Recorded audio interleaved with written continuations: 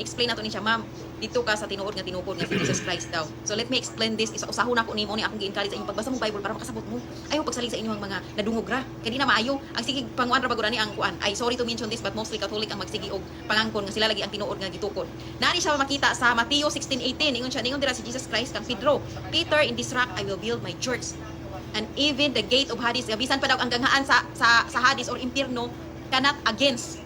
Pasabot ug sa Bisaya pa, walay makabuntog ana nga church. Ang ipasabot ra sa Ginoo mga katawhan. Mga katawhan nga gasunod kang Jesus Christ. Dili na simbahan kay kung simbahan pwede man na atumpag, pwede man na malinog, wala nang building. Ang ipasabot ni Jesus Christ sa mga katawhan. Naabay gi-mention dira nga relihiyon, di ba wala? Ningon siya I will build my church. Ang church nga ipasabot mga katawhan. Mga katawhan nga nisunod kang Jesus Christ. Mga katawhan nga gasunod sa kabubuton sa Ginoo. Katong mga tawo nga na espiritu sa Dios. No? Naay Holy Spirit. Atong basahon na apay gibutang in the second stanza niya and even the gates of Hades. Ug sa Bisaya pa walay makabuntog. Siyempre kung ang espiritu sa Dios naa sa imuha, kaya nimo pagkaratilon ang yawa. Satan, in the mighty name of Jesus, pahawa. You have power.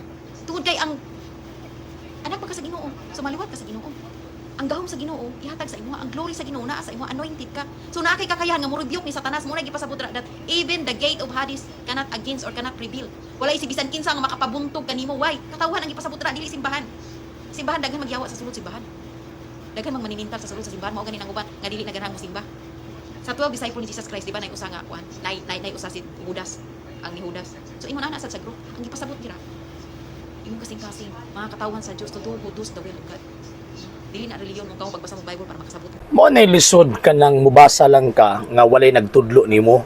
Ngano man kay ang imuhang panabot sa imuhang gibasa personal gyud kaayo unya ang interpretation, opinion ang labas or opinion ang imuhang gitawag ug ginapakita. Sama niini nga atong tagaan og reaction karon tanawa ra gud ang interpretation hashtag yung ka gitawag og kamabaw wala lang magali siya mo gamit og kini bitaw nga pamaagi sa interpretation aron makasabot siya sa iyang gitawag og gibasa. And ato ang hinumduman kanunay nga sumala pa ni San Pedro ingon pa niya sa pagbasa sa kasulatan or even ang propesya bawal gyud ang personal interpretation and opinion. Bawal na. Sama ining gihimo karon sa atong higala nga tagak nga diin naghimo sa iyang kaugalong interpretation nga kana kunong St. Matthew chapter 16 verse 18 referring na sa mga magtotoo unya pagkahuman kanang paingon nga the gates of hell shall not prevail against it referring na nga makigbattle ta sa yawa sa atong kaugalingon. Personal ra kaayo. Musukuan pa ba anang subjective ra kaayo ang iyahang tawag ining panabot concerning sa maong text. Atong tudluan ni si Madam. May na lang bas hindi ay makita siya sa tuang video and hinay-hinay siya mga katon, makakita siya sa kamaturan. So, number 1 point. Si Ginoong Jesucristo, miingon siya nga tukuron ko ang akong iglesia. Nya kanang word ng good nga iglesia din na dili sama sa pasangil ining atong higala nga tagak. Ingon pa niya kang mga Defensor Katoliko daw referring doon na nagunahon na nga building na mali. Kanang giingon nga church sa St. Matthew chapter 16 verse 18 referring na sa institution. Dili lang kay purely tawag ining single individual or mga individuals rather nga di mituo kang Ginoong Jesucristo. No sir, no ma'am. Kung dili referring na sa institution nga gitukod na Ginoong Jesucristo nga diin mituo niya nga sumapang San Pablo may usa ka Ginoo, usa ka pagtuo, usa ka bautismo. So mo di pasabot kanang maong church nga gisulti ni Ginoong Jesucristo referring na sa mga tao nga mituo kang Ginoong Jesucristo nga naay kahiusahan in terms of faith. Nya syempre kung naay kahiusahan naagyud na makita nga pangulo nga gitudlo ni Kristo and atoong di man na malalis ang St. Matthew chapter 16 verse 18 kanang pangulong gisultian din na si San Pedro.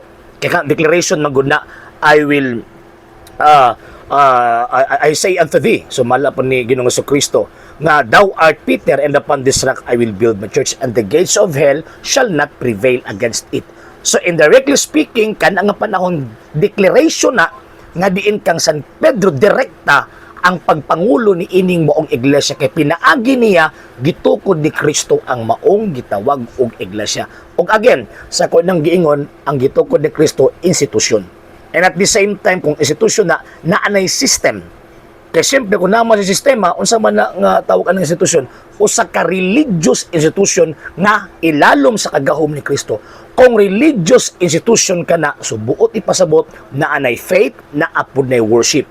So therefore, kung na anay faith and worship, religion na.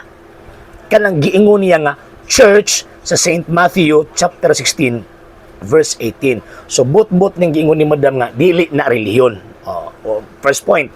Second point, ang St. Matthew chapter 16 verse 18, kanang giingon na church din na, ang Diyos mismo, si Kristo mismo ang nagtawag. Muna kung tanawon nimo ang mga apostles, gitawag ni Kristo.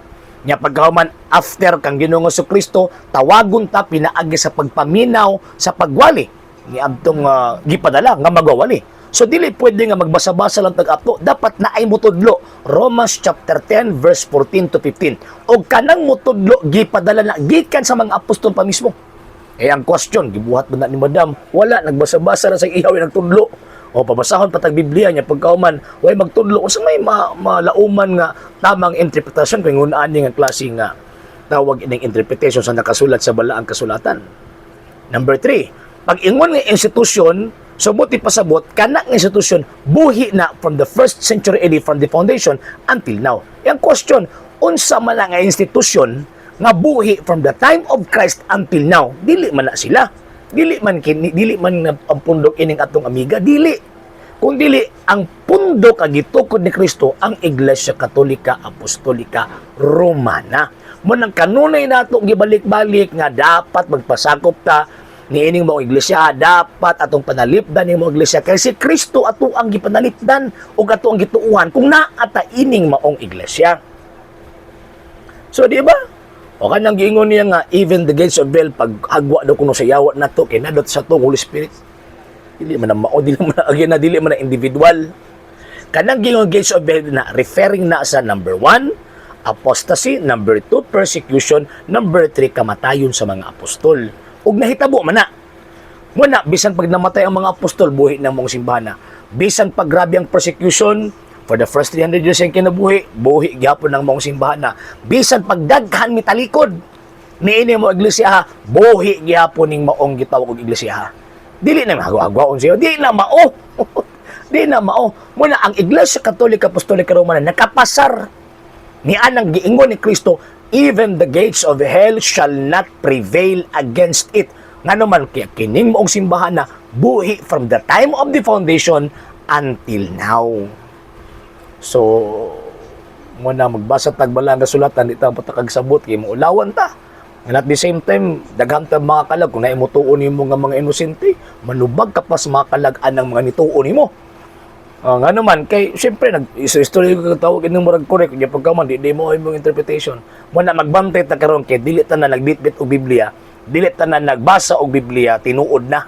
Kung dili, makit-an og bahibaw-an na to nga tinuod na, kanang moong iyang gisulti kung kining moong bayana naa sa Iglesia gitukod ni Kristo. Kaya ang Iglesia gitukod ni Kristo, number 1, si Kristo naghatag kinabuhi. Number 2, si Kristo ang ulo. Number 3, si Kristo manluluwas. Number 4, naay Espiritu Santo. Mo nang niingon San Pablo, 1 Timothy chapter 3 verse 15. Ingon pa ni San Pablo, kay ang Iglesia ang haligi og patukuranan sa tanang kamatuoran, dili ang individual. Mo na kung magbasa ka Biblia, madam, dapat pangitag teacher. O kana nga teacher dapat isiguro nimo gipadala na. Og para masiguro nimo gipadala na tan-awa yang history kay para makita nato or makita nimo nga kanang iyang gipanudlo tinuod gyud kung matrace nato ang kasaysayan sa nagtudlo nimo kung gikan ba na ang Ginoong Kristo. Okay? Sa hindi pa po nakapag-follow sa mga pages po natin, i-follow nyo po yung mga pages po natin, RJ Horolanciano II, TV Apolia Punto Argumento page, Kuya Apologist TV page, and RJ's Vlog 2022. And pwede rin po kayo mag-send po dyan ng Facebook stars. And also, sa ating po mga channels, sa hindi po nakapag-subscribe, subscribe po ninyo yung mga channels natin, Dalay Catholic, Apologist International Official, RJ Sano II TV, Kuya Apologist TV, and Barrio Kawayan Religious Forum. And pwede rin po kayo mag-send po dyan ng super sticker, super chats, and super thanks. And maraming salamat po sa mga kapatid ko mga Katoliko na ulis pong tumutulong sa programa po natin. Maraming salamat po. Nang dahil po sa tulong at suporta po ninyo, ang programa pong ito, until now, andito pa rin po sa social media. And until now din po, nangangailangan pa rin po tayo sa tulong at suporta po ninyo dahil wala po kami magagawa rito mga sir, mga ma'am kung wala po yung tulong at suporta po ninyo. Sa gusto pong tumulong, sa gusto pong sumuporta, pwede po ninyong ipadala ang tulong at suporta po ninyo sa pamamagitan po ng ating mga account numbers dyan po sa ating pong screen, and pwede niyo po kaming i-message sa ating pong page kung via remittance po yung papadala po ninyo. Maraming salamat po in advance.